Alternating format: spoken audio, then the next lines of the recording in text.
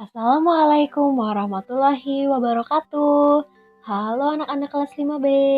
Hari ini kita akan belajar tema 1 organ gerak hewan dan manusia, subtema 1 alat gerak hewan, mata pelajaran pendidikan kewarganegaraan.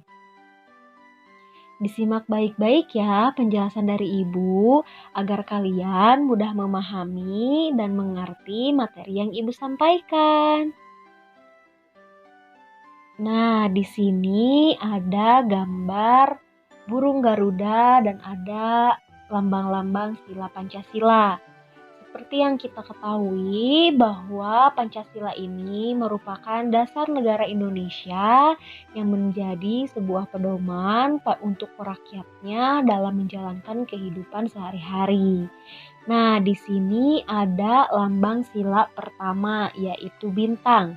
Sila pertama itu berbunyi ketuhanan yang Maha Esa.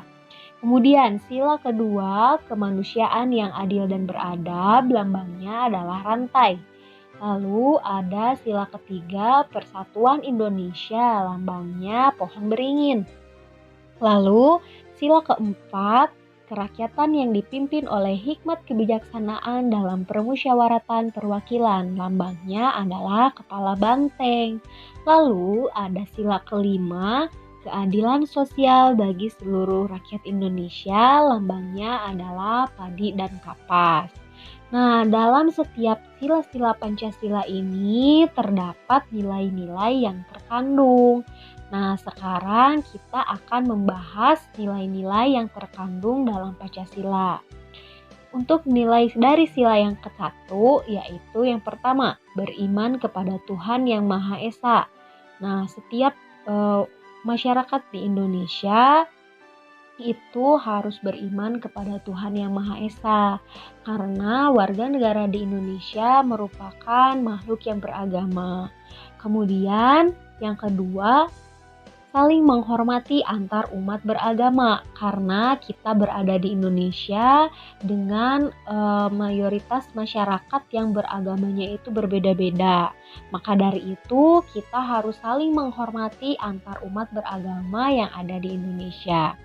Selanjutnya ada nilai dari sila yang kedua, yaitu menjunjung tinggi persamaan derajat antar manusia. Nah, jadi kita sebagai umat manusia ini sama ya dengan makhluk yang manusia lainnya. Jadi tidak ada perbedaan derajat antar sesama manusia. Kemudian ada nilai dari sila ketiga. Yang pertama, menunjukkan rasa cinta tanah air. Nah, kita sebagai warga negara Indonesia harus menunjukkan bahwa kita cinta terhadap tanah air kita, yaitu Indonesia. Kemudian yang kedua, rela berkorban bagi bangsa dan negara. Seperti kita harus menjaga persatuan dan kesatuan, seperti itu ya.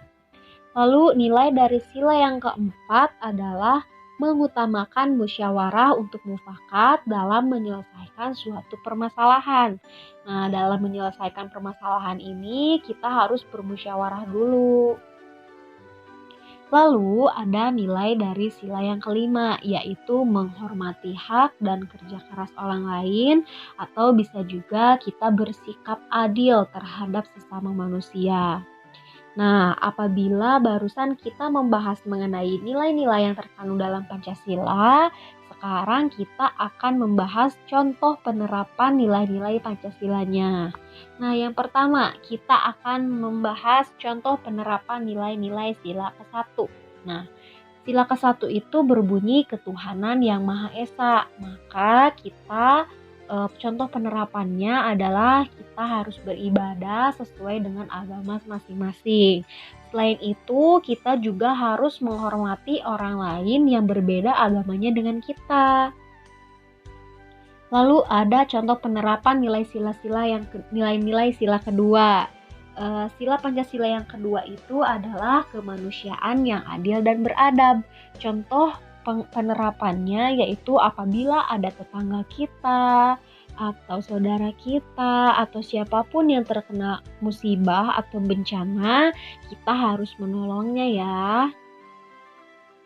Lalu ada contoh penerapan nilai-nilai sila ketiga. Contohnya yaitu adalah bergotong royong. Nah, untuk menerapkan nilai-nilai sila Pancasila yang ketiga, kita harus bergotong royong bersama tetangga nih. Seperti ini contohnya membersihkan selokan. Nah, di sini setiap warga bergotong royong untuk membersihkan selokan. Ada yang mengambil sampah dari dalam sungai, ada yang mengangkutnya. Seperti ini ya, contohnya bergotong royong.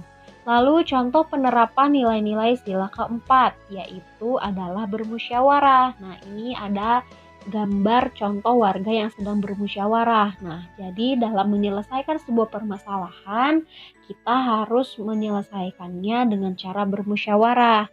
Nah, dalam bermusyawarah juga kita harus saling menghargai pendapat orang lain.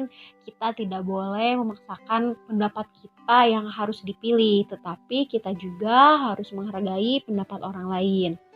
Lalu ada contoh penerapan nilai-nilai sila kelima, yaitu kita bersikap adil. Nih, seperti ini contohnya. Adil di sini berarti ketiga orang yang sedang menonton ini harus sama-sama kelihatan. Meskipun orang yang pertama ini tidak memakai bangku tambahan dan orang yang kedua ini memakai satu bangku tambahan dan orang yang ketiga ini memakai dua bangku tambahan, tetapi ini tetap adil ya dinamakannya karena sama-sama ketiga orang ini itu dapat melihat atau menonton pertandingan ini.